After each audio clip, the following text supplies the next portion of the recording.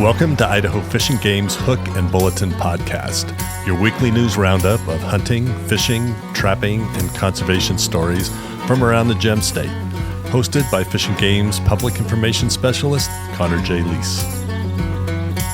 And welcome back to the 100th episode of Idaho Fish and Game's Hook and Bulletin podcast. Hope you all had an amazing Christmas and a happy New Year. We took last week off from doing a Hook and Bulletin, as you probably saw. I was up in Coeur d'Alene with my colleagues in the Panhandle region, TJ Ross and Carson Watkins, recording a podcast about hunting mountain lions and running hounds. Aside from being the Panhandle region's supervisor, Carson's an expert houndsman and has treated several dozen lions during his lifetime. So communications manager TJ Ross and I were fortunate enough to go out with Carson and his two hounds after a fresh snow and had one of the wildest experiences of my life. Not sure when that episode is going to drop, but keep your ears to the ground and make sure you're subscribed to our other podcast, Idaho Fish and Game's Shooting the Bull, so you don't miss it. Aside from recapping the hunt, we'll chat about mountain lion biology, the sport of hound hunting, the trapping and hound hunting community, and so much more. So stay tuned. Lots to cover these past 2 weeks.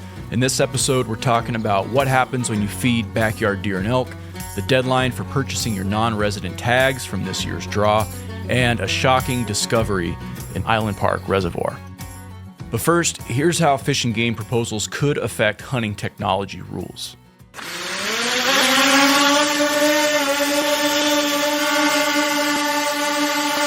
In response to concerns about advancements in hunting technology, Idaho Fish and Game in the summer of 2024 formed the Hunting and Advanced Technology, or HAT, working group from 750 volunteers who applied to represent various interests regarding hunting and technology.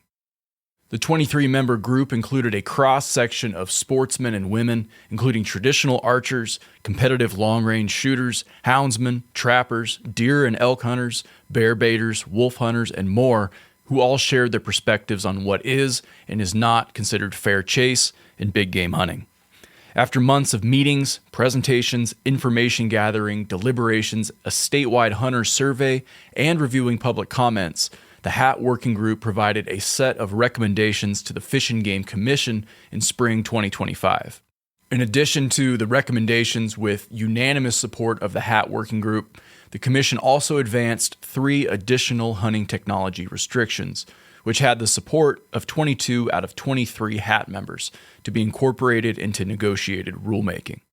Quote-unquote negotiated rulemaking is a process that takes roughly a year and includes 2 additional rounds of public comment before a revised and final proposal goes before the Idaho legislature for approval. This is expected to happen during the 2026 legislative session, which convened on January 12th. Proposed big game hunting technology restrictions forwarded to the legislature for consideration after revisions based on public and Fish and Game staff feedback include several bullet points, starting with drones. No person may take big game animals from August 30th through December 31st with any aircraft, including any unmanned aircraft system, for scouting or hunting. This restriction is in addition to the restrictions for use of aircraft in Section 36-1101B of the Idaho Code. This restriction does not apply to aircraft flights with the purpose of picking up and discharging people or goods on direct routes between established airstrips or other predetermined locations without making detours for the purpose of scouting or hunting. Number 2, night vision. No person may take big game animals from August 30th through December 31st with night vision technology, including for scouting, hunting, or retrieval. Number 3, thermal imaging optics. No person may take big game animals from August 30th through December 31st with thermal imaging technology, including for scouting, hunting, or retrieval. Number 4, transmitting trail cameras. No person may take big game animals from August 30th through December 31st with a transmitting trail camera, including for hunting and scouting on federal, state, or local public lands. Limitations on trail cameras have caused confusion because some people thought the rule would ban all trail cameras. However, it's limited to only transmitting trail cameras on public land used for big game hunting. A transmitting trail camera can be linked via cell phone or internet, so the camera can be viewed in real time from a remote location. Outside of August 30th through December 31st, transmitting trail cameras would be permitted. Traditional trail cameras that rely on the retrieval of an SD card or similar digital storage device to view the camera's photos and video would not be affected and could be used year-round by hunters. The above pending hunting technology restrictions are specific to the act of hunting big game only and would not affect people using these technologies to monitor private property, protect livestock, photograph wildlife, etc. But what about wolf hunting? The currently proposed rules would have minimal application to wolf hunting. Most areas in Idaho where Fish and Game is seeking to lower the number of wolves to address excessive livestock conflicts or excessive predation are managed with quote-unquote expanded methods of take seasons. Expanded methods of take, inclusive of thermal optics, night vision, transmitting trail cameras, and drones, not including restrictions established in 36-1101 Idaho Code, would still be permitted statewide on private property year-round with landowner permission for wolf hunting only. Moreover, the pending big game hunting technology restrictions would not apply to individuals only hunting wolves in designated expanded methods of take units from November 15th through December 31st on public land. So, how would the proposed rules affect the livestock industry? Nothing in the pending rule language limits a producer's ability to utilize these technologies to monitor or protect their livestock or domestic animals under 36-1107 C of Idaho Code. Nothing in the pending rule language prohibits a livestock producer from obtaining a kill authorization through their regional fish and game offices to use these technologies if they are having or have reason to believe they will have depredation issues with wolves, black bears, mountain lions, or any other big game. Nothing in the pending rule language prohibits Fish and Game from continuing to issue hunters shooting hour exemption or artificial light permits for wolves, allowing people to hunt wolves outside of regular shooting hours. And nothing in the pending rules prohibits a producer from working with wildlife services to address depredation issues. So for more on this story, hit the link in the show notes to read the full press release.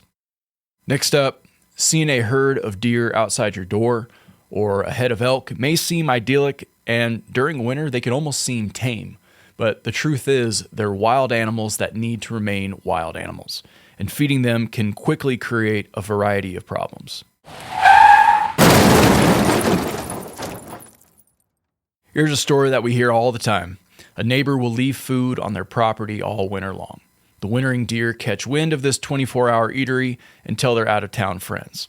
The numbers grow, and pretty soon, other wildlife, including coyotes and cougars, hear about this backyard buffet as well. The deer and elk eat what's available and start patrolling the neighborhoods for more readily available grub, while predators start sourcing their own food, including household pets, as residential conflicts arise from quote-unquote wild animals suddenly becoming full-time residents in neighborhoods. Regardless of how cute, fuzzy, or hungry those deer and elk look this time of year, please remember, generally speaking, they are adapted to winter conditions, or if the conditions don't allow, migrate to milder climates. They do not need a tray of feed laid out in the backyard in order to survive the winter. They've done it for thousands of winters before, and they'll do it again this winter. Folks usually have good intentions and are only trying to help, but feeding wildlife typically does more harm than good. Here's why. Deer and elk can face health issues when well-intended but ill-informed people choose to feed residential wildlife.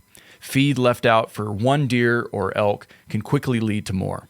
Large quantities of wildlife in small areas can increase the chances of diseases spreading among the population. Deer and elk digestive systems have also naturally adapted to different types of forage for different types of the year. During winter, they're adapted to digest dried, low-nutrient forage. Adding unnatural, rich food to their diet can create serious digestive problems, bloat, and even death. Feeding deer and elk in neighborhoods can also attract them to deadly plants commonly used in landscaping, as was the case in January 2022 in the Wood River Valley. Despite Blaine County's ordinance restricting the planting of these poisonous plants, 5 elk were found dead in residential areas after they consumed toxic yew plants. And unfortunately, 2 of those elk were calves. In 2015 and 16, the same noxious yew plant killed at least 20 elk in the same area. As more and more deer and elk congregate in towns, the chances of vehicle collisions also increase. Deer and elk aren't the best at reading crosswalk signs while they roam town searching for food sources. Hitting a large deer or even a larger elk could ruin a person's day, not to mention the animal's day. So motorists should drive cautiously when they're traveling through areas where wildlife may be present. Feeding a few deer can very quickly lead to many more looking for handouts, concentrating unnaturally high numbers in small areas, which increases the chances of diseases and parasites spreading among the population. Densely congregated deer and elk create conditions ideal for disease outbreaks. Let's not forget the impacts of social media, too. It's a sad reality, but staging wildlife photos and videos is becoming more and more of an online trend. People on social media carelessly lure in wildlife with food and take a selfie with the critter while it munches. Photos and videos can go viral, inflating a person's ego enough to do it again for even more social media engagement. Pretty soon, the animal becomes used to being fed and repeatedly returns expecting another handout, and more animals may show up too. This kind of behavior ultimately spells trouble for the wildlife. An animal that's lost its fear of humans can create a whole web of problems for people, their pets, and sadly, the animal itself. At some point, Fish and Game has to intervene. Relocation might be the best case scenario, but in most cases, euthanizing the animal is the only solution if the animal ends up threatening or harming a person or pet. And this happens all across the state. After passing a no-feeding ordinance in September of 2023, the city of McCall is dealing with a long-standing problem with town deer. As the name implies, town deer spend most of their time living in town to take advantage of a town's ample food supply, snow-free roads, and sidewalks. These animals should be migrating, but since they can survive winter in town, they reside there year-round. As plowed roads become main travel routes for deer, car accidents are common. An injured deer must then be euthanized. Deer can also attract predators. For some, the spectacle of wild deer appearing quote-unquote tame as they stroll down the sidewalk and graze in a neighbor's front yard is the perfect photo op, causing some townsfolk or tourists to encourage this unnatural behavior. But time and time again, this proves to be detrimental for not just deer, but predators too, as Fish and Game's Southwest Regional Wildlife Manager Regan Berkeley explains. Quote, the more deer that concentrate in an area, the higher likelihood of predators moving into that area. A few winters ago, we saw increased mountain lion sightings witnessed by numerous people or their doorbell cams, end quote. Once a mountain lion, coyote, or any other large predator discovers a buffet of town deer, it doesn't take them long to move within city limits, sometimes right up to one's back door. Quote, anytime we have mountain lions in close proximity to people, our primary concern is for public safety. Our level of concern rises when lions start to exhibit non-typical behavior, such as being active in the middle of the day and losing their fear of humans or preying on domestic pets, which is why continuing to receive reports from the public is so important, end quote. Fish and Game always recommends against private feeding of deer and elk, and in many Idaho communities, it's illegal. Artificially altering wildlife's behavior almost always produces unintended and often negative consequences. The story repeats farther north in the Panhandle and Clearwater, where the sight of white-tailed deer, turkey, and moose meandering through town is commonplace. Knock on just about any door and you'll hear stories of wildlife decimating freshly planted ornamental landscaping or devouring the entire crop from a garden. While nearly all people love wildlife, wild animals living in neighborhoods creates conflicts between neighbors who don't want their expensive landscaping or hard-earned fruits and vegetables turned into deer food. Some towns have resorted to other alternatives to deal with the destructive influx of hooved, feathery, and hairy residents. In recent years, the city of Hayden has pursued trapping and euthanizing resident white-tailed deer in town. Trapping and relocating town deer is typically not an option due to possible disease transmission into wild populations.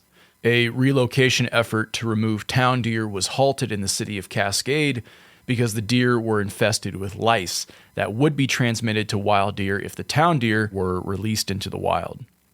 In very rare cases, Fish and Game managers will supplement a deer or elk's diet with winter feed in emergency situations. Extreme winters can sometimes cause winter forage to become limited or unavailable, sometimes for prolonged periods of time. Fish and Game will also feed wintering deer and elk on an emergency basis in order to prevent conflicts between big game and agricultural operations, as well as a means of luring big game herds away from congested freeways or on-ramps. However, instances such as these are uncommon. Most winters, snow depths and temperatures do not pose a threat to big game herds. So, moral of the story here, folks, if you want to help wintering wildlife this year, rather than feeding, take out your binoculars and observe them from a distance. Appreciate the fact that you live in a place that provides deer and elk a suitable habitat during certain parts of the year. You'll do more good for the deer and elk by not feeding them. That's all I got on this story. Hit the link if you want to learn more.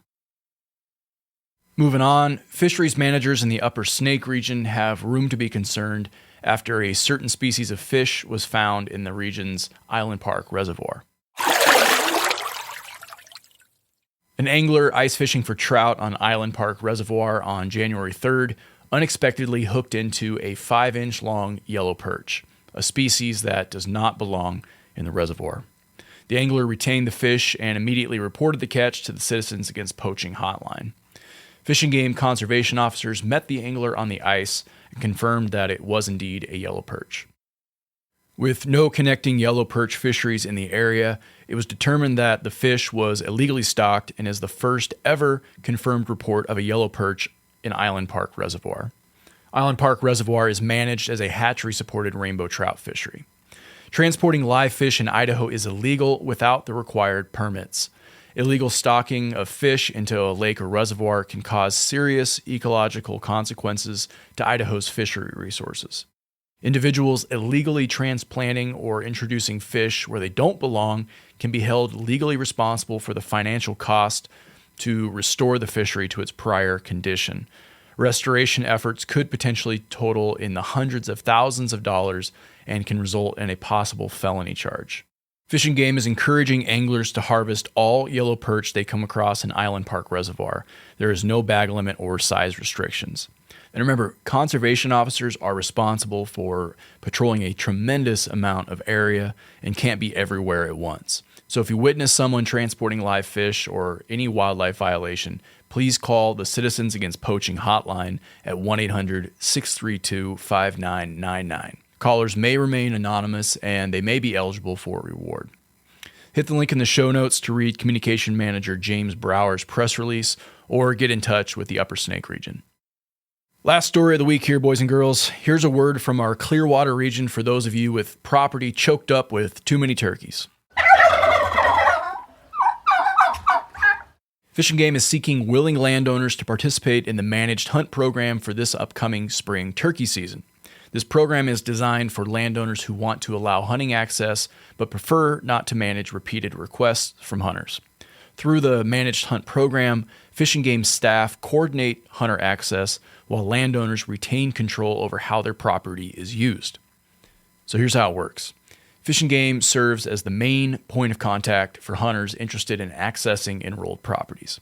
Landowners can set the rules for their land, and Fish and Game ensures those rules are clearly communicated and adhered to by the public. Landowners should know the program is available for any legal hunting season, not just turkeys, as long as it follows Idaho Fish and Game rules and landowner guidelines. Landowners set the rules, including hunting dates, access type, and the number of hunters allowed. Fish and Game staff will serve as the primary contact for hunters and handle scheduling, coordination, and conflicts that may arise. Fish and Game will provide hunters with property boundary maps and landowner rules, install any necessary signage on the property. Infrastructure at public access points may be improved for longer contracts. There is no monetary compensation for participation, and there is no minimum contract length. Landowners may withdraw from the program at any time. Landowners interested in enrolling or learning more about the Managed Hunt program are encouraged to contact the Clearwater Regional Office at 208-799-5010. Hit the link below, read Communication Manager Jen Bruns' press release, and contact the Clearwater Regional Office if you're interested in learning more. That's it for major stories this week. Let's hit the rapid fire bulletin. Results from Idaho's first non-resident deer and elk tag drawing are available. All non-resident deer and elk tags drawn, except Disabled American Veteran DAV tags, must be purchased no later than January 20th at 11:59 p.m. Mountain Standard Time. Any tags, except DAV, not purchased by the deadline will be forfeited and available in the second tag drawing. There are no exceptions for the non-resident deer and elk tag purchase deadline, and it's the responsibility of the applicants to check if they drew a tag and buy that tag. The application period for all remaining tags will be February 5th through the 15th, with results announced in early March, and the deadline to buy tags, including all remaining DAV tags, will be March 20th. Hunters looking to apply for the 2026 spring controlled hunt for black bear can apply from January 15th to February 15th. Information on the spring 2026 controlled black bear hunt can be found in the 2025 Idaho Big Game Seasons and Rules booklet. Hunters must have a 2026 hunting license in order to apply for controlled hunts. The High Desert chapter of the Idaho Master Naturalists is now recruiting members to be a part of a unique volunteering experience in Southeast Idaho. Those who love the outdoors and learning more about Southeast Idaho's wildlife, habitats, and other natural resources will discover a wide variety of fun and enriching volunteer experiences through the Idaho Master Naturalist program. To learn more about the Idaho Master Naturalist program, visit the High Desert chapter webpage, link on our website. That's all the news we have for this week. Thanks for putting an ear to Idaho Fish and Game's Hook and Bulletin. If there's something on your mind, or if you got a question related to fish and game matters, feel free to drop us a line at podcast@idfg.idaho.gov. Again, that's podcast@idfg.idaho.gov. Thanks for listening, folks. We'll catch you next week.